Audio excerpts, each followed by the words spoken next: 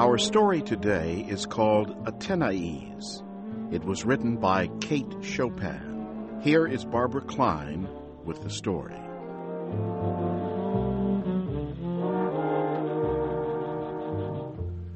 Athenaise went away one morning to visit her parents, 10 miles back on the Bon Dieu River in Louisiana. She did not return in the evening, and Cazot, her husband, was worried. Cazot expressed his worries to his servant, Félicité, who served him dinner. He ate alone by the light of a coal-oil lamp. Félicité stood nearby like a restless shadow. "Only married 2 months, and she has her head turned already to leave? It is not right," she said. Cazot shrugged his shoulders. Félicité's opinion of his wife's behavior after 2 months of marriage did not matter to him. He was used to being alone and did not mind a night or two of it. Cazot stood up and walked outside. The night was beginning to deepen and gather black around the groups of trees in the yard. Far away, he could hear the sound of someone playing an accordion. Nearby, a baby was crying. Cazot's horse was waiting, saddled. He still had much farm work to do before bedtime. He did not have time to think about Athenaise, but he felt her absence like a deep pain.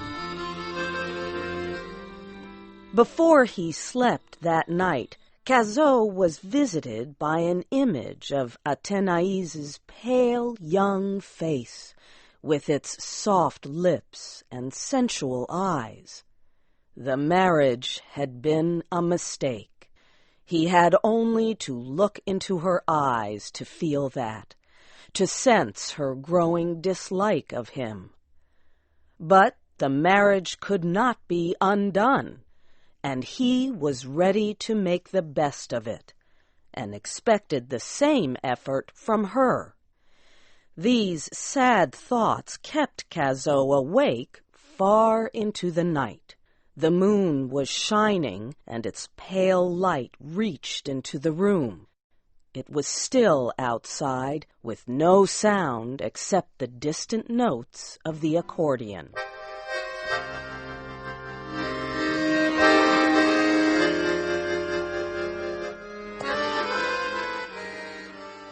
Athenaise did not return the next day, although her husband sent a message to do so through her brother, Monteclin. On the 3rd day, Cazot prepared his horse and went himself in search of her. Athénaise's parents, the Michets, lived in a large home owned by a trader who lived in town. The house was far too big for their use. Upstairs, the rooms were so large and empty that they were used for parties. A dance at the Michet home and a plate of Madame Michet's gumbo were pleasures not to be missed. Madame Michet was sitting on the porch outside the house. She stood up to greet Cazot. She was short and fat, with a cheery face, but she was clearly tense as Cazot arrived. Monteclin was there too, but he was not uneasy. He made no effort to hide his dislike of Cazot. "Dirty pig," he said under his breath as Cazot climbed the stairs to the porch. Monteclin disliked Cazot for refusing to lend him money long ago. Now that this man was his sister's husband, he disliked him even more. Michet and his oldest son were away. They both respected Cazot and talked highly of him. Cazot shook hands with Madame Michel, who offered him a chair. Athenaise had shut herself in her room. "You know, nothing would do last night," Madame Michel said. "Athenaise just had to stay for a little dance. The boys would not let their sister leave." Cazot shrugged his shoulders to show he knew nothing about last night. "Didn't Monteclin tell you we were going to keep Athenaise?" she asked. But Monteclin had told him nothing. "And how about the night before?" asked Cazot. "And last night? Do you have dances every night?" Madame Michel laughed and told her son to go tell Athenaise her husband had arrived. Monteclin did not move. "You know as well as I do that it is no use to tell Athenaise anything," said Monteclin. "You and Pa have been talking to her since Monday. When Athenaise said she was not returning to Cazot, she meant it." 2 fiery red spots rose to Cazot's cheeks. What Monteclin said was true. Upon arriving home, Athenaise had announced she was there to stay. It was difficult for her to understand why she had married. Girls were just expected to get married. And she did like Cazot. Monteclin had asked Athenaise to explain herself. He had asked her if Cazot abused her, or if he drank too much. "No," Athenaise had said, "it is just being married that I hate. I do not like being Mrs. Cazot. I want to be Athenaise Michel again. I do not like living with a man, all his clothing everywhere, and his ugly bare feet."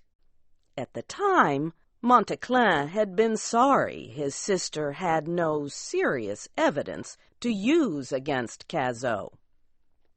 And now there was Cazot himself looking like he wanted to hit Monteclin. Cazot stood up and went inside the house to his wife's room.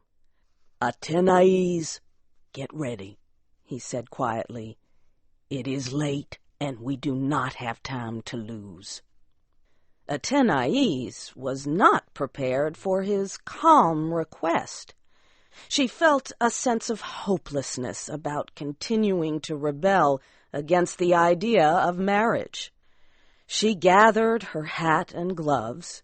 Then she walked downstairs past her brother and mother, got on her horse, and rode away. Cazot followed behind her. It was late when they reached home. Cazot once more ate dinner alone. Athenaise sat in her room crying.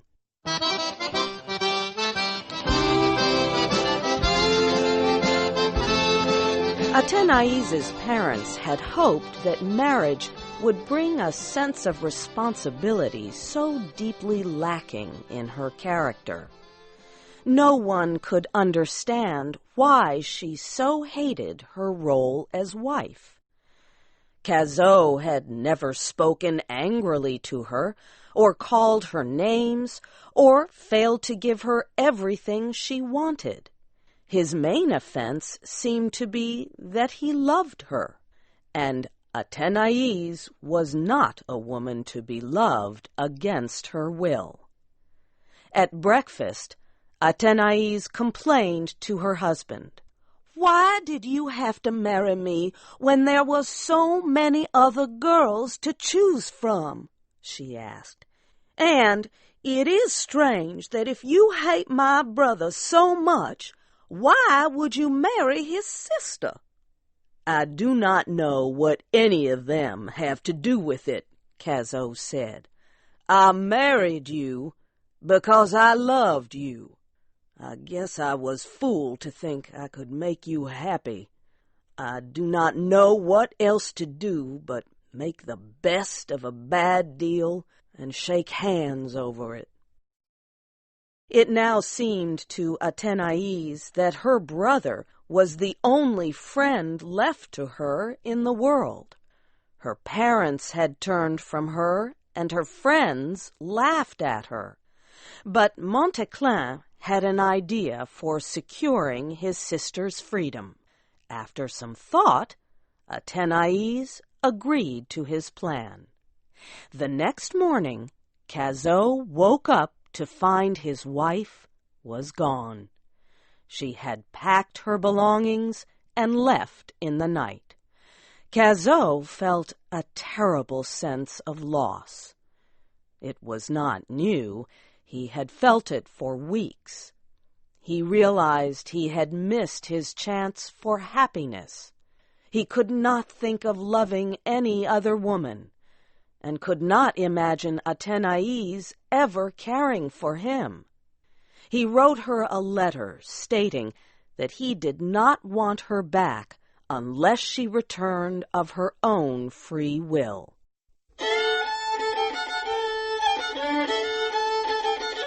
Athenaise had escaped to the big city of New Orleans.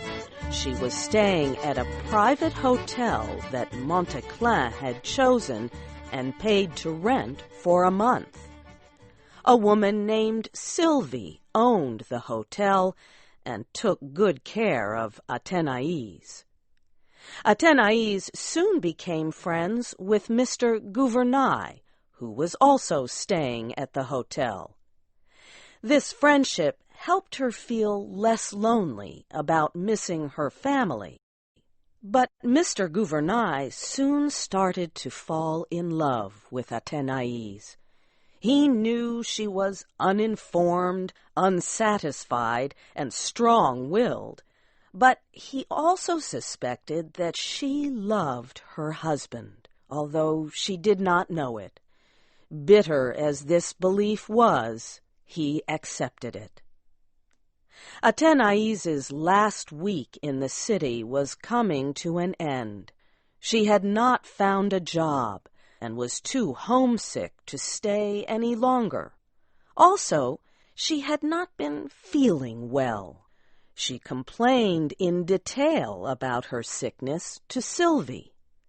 Sylvie was very wise, and Athenaise was very stupid. Sylvie very calmly explained to Athenaise that she was feeling sick because she was pregnant. Athenaise sat very still for a long time thinking about this new information. Her whole being was overcome with a wave of happiness. Then she stood up, ready to take action. She had to tell her mother, and Cazot.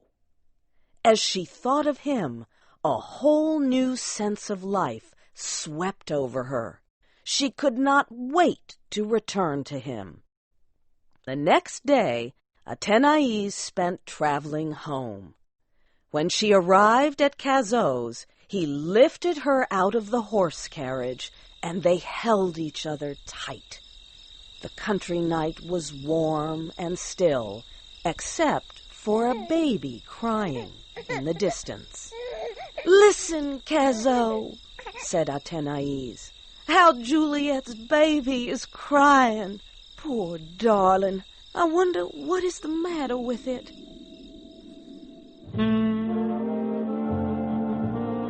You have heard the story Athenaise by Kate Chopin.